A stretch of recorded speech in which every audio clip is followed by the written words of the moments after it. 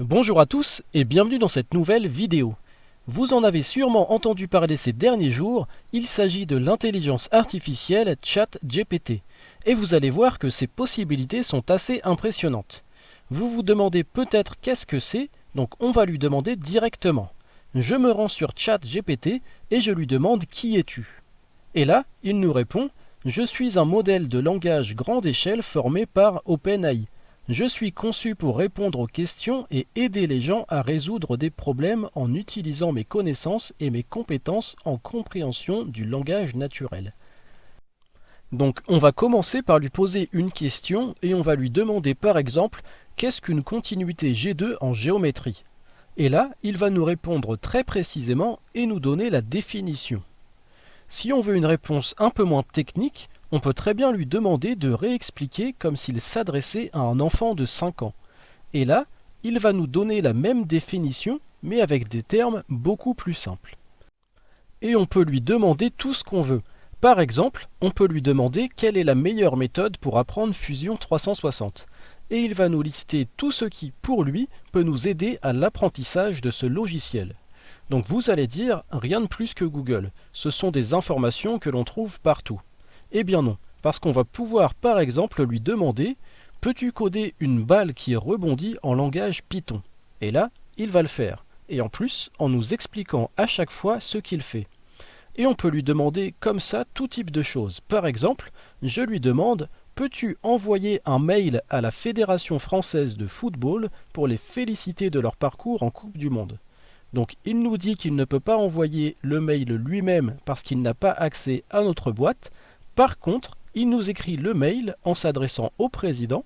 Donc il a fait le lien, il sait qu'il y a un président à la fédération. Et à la fin, on a juste à faire un copier-coller et envoyer le mail. Autre possibilité, il peut nous faire une rédaction. Par exemple, je lui demande: peux-tu faire un résumé en 1000 mots du principe fondamental de la dynamique? Et il le fait sans problème. Donc je me suis dit, peut-être qu'il peut nous aider aussi pour de la modélisation 3D. Donc je lui demande dans un premier temps quelles sont les dimensions d'un ballon de rugby. Il me les donne bien évidemment en faisant la distinction en fonction des catégories. Ensuite, je lui demande: peux-tu me donner les coordonnées des différents points d'une courbe permettant de dessiner un ballon de rugby sur Fusion 360? Donc, il me donne une liste de points et me demande de les relier ensuite par une courbe. Je vais donc faire le test sur Fusion 360, je place les différents points, ensuite la courbe, et je n'obtiens pas de ballon de rugby. Je retourne sur ChatGPT et je lui dis: ça ne fait pas un ballon de rugby. Et là, il s'excuse simplement en me donnant d'autres solutions mais pas très claires. Je me suis dit qu'il peut peut-être nous aider sur autre chose. Je me souviens qu'on m'a récemment posé une question en commentaire et j'ai voulu voir s'il pouvait y répondre. La question était: comment modéliser un dôme ovale sur Fusion 360? Il me donne une méthodologie avec des termes pas forcément exacts, mais il faut savoir que premièrement sa base de données s'arrête à 2021 et en plus il fonctionne en anglais, donc passe par une traduction.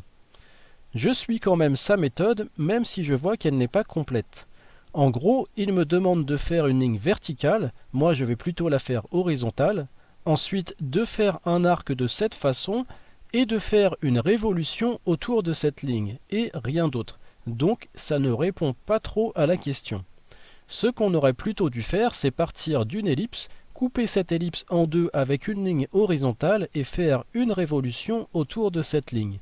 Ensuite, couper ce corps en deux et ne garder que la partie supérieure. Et enfin, faire une coque et de cette façon, nous obtenons bien un dôme ovale. Même si ChatGPT n'est pas encore au top concernant Fusion 360, ça ne veut pas dire que l'intelligence artificielle n'est pas présente en modélisation 3D. On va le voir en exemple avec cette pièce. Le but, ça va être de laisser l'intelligence artificielle remodéliser cette pièce en retirant le maximum de matière tout en résistant aux efforts donnés. C'est ce qu'on appelle de l'optimisation topologique.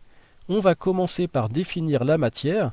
Par exemple, on va choisir du C45 qui est un acier anciennement connu sous le nom d'XC48. Ensuite, on va définir les parties que l'on souhaite garder telles quelles, donc les parties fonctionnelles. Pour cette pièce, ça va être les différents trous. On va garder une épaisseur de 3 mm autour de ces trous. Donc on a ici 5 nouvelles pièces en quelque sorte qui ont été créées. Et pour la partie restante, nous allons dire qu'elle fait partie de l'espace de conception. Autrement dit, on va dire au logiciel qu'il peut agir comme il le souhaite sur cette partie. On va ensuite mettre des contraintes. On va notamment lui dire qu'on est fixé par ces 4 trous.